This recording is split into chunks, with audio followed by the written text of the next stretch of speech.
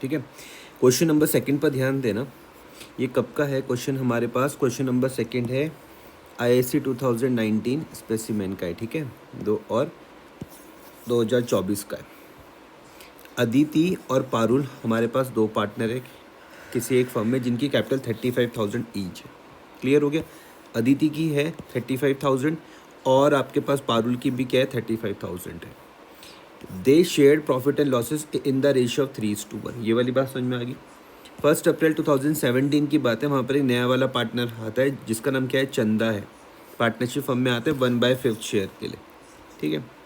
चंदा क्या करता है कि भैया 40,000 रुपीज़, चंदा क्या करती है कि 40,000 रुपीज़ कैपिटल के तौर पर लेकर आती है और साथ में अपना शेयर ऑफ गुडविल भी लेकर आती है। और ये दोनों ही चीज़ों काय पर लेकर आ रही है? कैश पर लेकर आ रही है।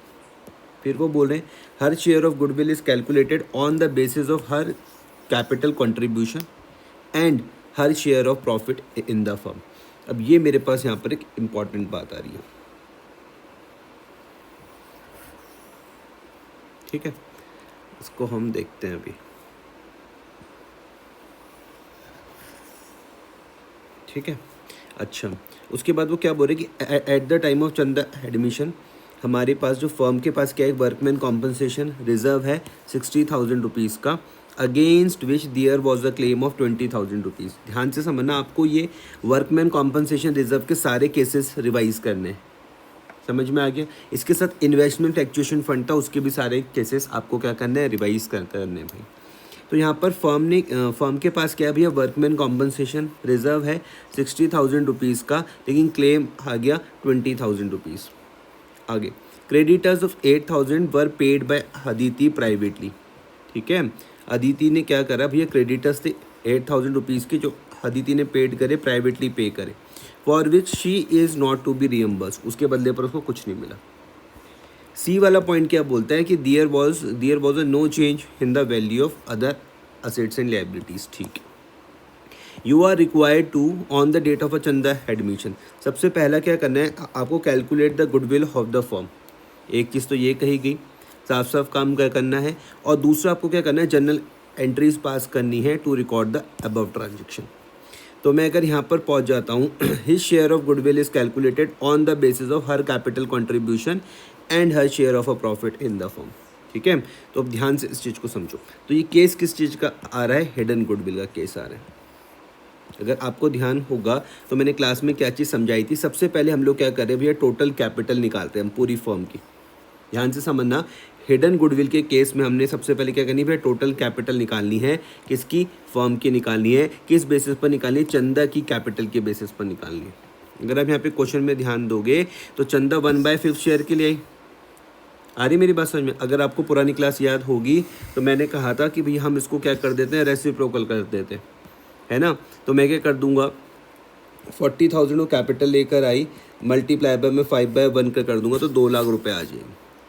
ठीक है, हिडन गुडविल के लिए मैंने क्या करा? टोटल कैपिटल निकाली पूरी फर्म की। किस बेसिस पर मैं निकाल रहा हूँ? चंदा की कैपिटल के बेसिस पर निकाल रहा हूँ। इसके लिए मुझको क्या करना पड़ा? उसके शेयर को मैंने रेसिप्रोकल किया तो कितना आ गया? 2 लाख आ गया। क्लियर हुआ? आगे उसमें से मैं माइनस क्या करता हूँ? नेट वर्थ करता हूँ बिजनेस की। वो किस तरीके से निकलती है? Adjusted capital of all the partners. ध्यान से समझना, इंपॉर्टेंट है। एडजस्टेड क्या कैपिटल मतलब जो पॉइंट थे, जैसे कि देखो सुनना ध्यान से, यहाँ पर आपको 35,000 एक पॉइंट आपको ये दिख रहा है ओपनिंग कैपिटल का।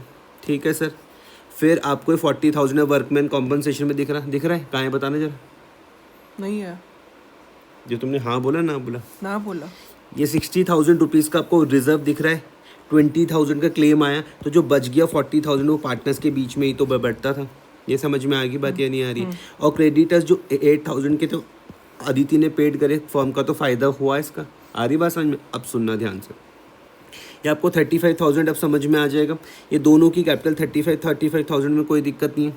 ये 30,000 और 10,000 समझ में आया? क्या है ये बता रहे हैं? ये 30,000 और 10,000 क्या समझ में आया आपको? क्या है ये रिजर्व नहीं है भाई, ये वर्कमैन कॉम्पनसेशन का जो बैलेंस है वो है ये। रिजर्व ही तो हुआ। हाँ ठीक है। और ये 6,000 2,000 क्या है? ये 6,000 2,000। ठीक है, अगर आपको थोड़ा सा मैं ये बोलूँ तो हम क्या बनाते थे? रिवैल्यूएशन, याद आ रहा?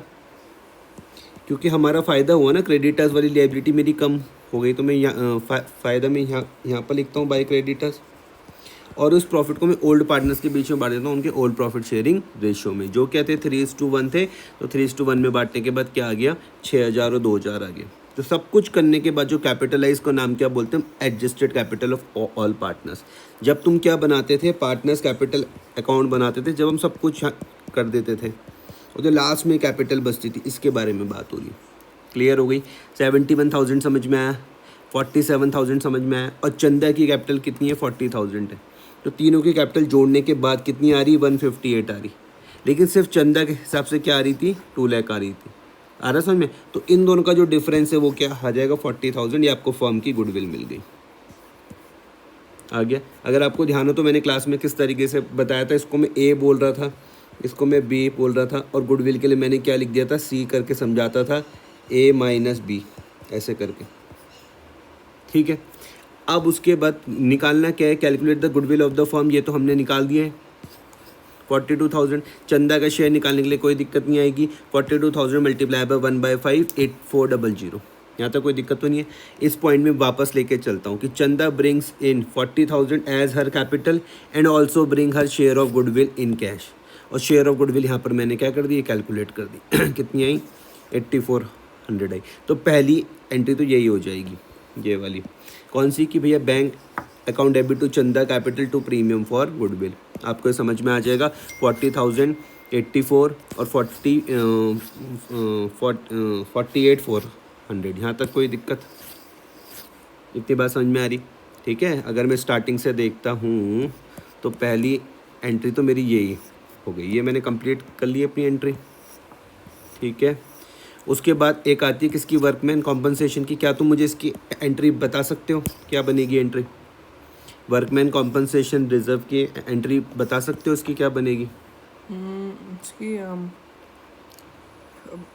पार्टनर्स के नाम टू WCR है। पार्टनर्स के नाम टू WCR ये कुछ नहीं है। ठीक है, ऐसा कुछ। इसको भैया अभी मैं तुमको समझा रहा हूँ, इस वर्कमैन कॉम्पनसेशन के सारे केस आप अभी पहले क्या करोगे, रिवाइज करोगे। ठीक है, इसके साथ इन्वेस्टमेंट फ्लैक्चुएशन फंड है, उसको भी आप रिवाइज करोगे। क्लियर हो रही है भाई? यहाँ पे तुम्हारे पास वर्कमैन कॉम्पनसेशन रिजर्व था 60,000 रुपीज़ का, क्लेम सिर्फ 20,000 का ही आया, ये 40,000 बच गए। तो ये जब तुम 40,000 जब तुम पार्टनर्स के बीच में बांटोगे तो उनकी कैपिटल क्या हो जाएगी, क्रेडिट हो जाएगी, डेबिट नहीं होएगी। तो एंट्री क्या बन जाएगी, वर्कमैन कॉम्पन, अरे बढ़ जाएगी ना उनकी कैपिटल भाई। ओके। L+ का रूल लग रहा है, ओल्ड पार्टनर्स के बीच में बढ़ जाएगी, उनकी कैपिटल क्या हो जाएगी, बढ़ जाएगी। ये देखो, क्लियर हुई बात या नहीं हो रही है? रिजर्व था तुम्हारे पास 60,000, लेकिन सिर्फ लायबिलिटी कितनी आई, 20,000 आई। जो बाकी जो बचा तुमने पार्टनर्स के बीच में बांट दिया। आ रहा समझ में? तो ये भी तुमने कर ली एंट्री। ये अब यहाँ पर है बी वाला है, creditors of 8,000 were paid by Aditi. तो भैया फर्म का तो क्या हो गया, फ़ायदा हो गया। तो फ़ायदा हुआ, तुम काय का रूल लगाते हैं रिवैल्यूएशन में, N+ का रूल लगाते हैं। फ़ायदा क्यों हुआ, क्योंकि भैया लायबिलिटी कम हो रही है। ये समझ में आ रहा या नहीं आ रहा? उसके बाद भैया हम रिवैल्यूएशन पार्टनर्स के बीच में बांट देते हैं। जब हम पार्टनर्स के बीच में बांटेंगे तो उनकी क्या कैपिटल क्या हो जाती है, बढ़ जाती है। ये समझ में आई बात आपको या नहीं आ रही? 8,000 6,000 और 2,000। तो हमने ये भी कर लिया और तो कुछ है नहीं इसमें, बस। समझ में आई बात या नहीं आ रही? और एक ये कॉम्बिनेशन में चलती है पहली। ठीक है, bank account debit to Chanda's capital to premium for goodwill. उसके बाद जो प्रीमियम फॉर गुडविल थी वो ओल्ड पार्टनर्स के बीच में बढ़ जाती थी। कौन से रेशियो में, किस में बढ़ती थी, सेक्रीफाइस पर। ठीक है, तो 3:2 पर बढ़ गई। तो आपको इन दोनों की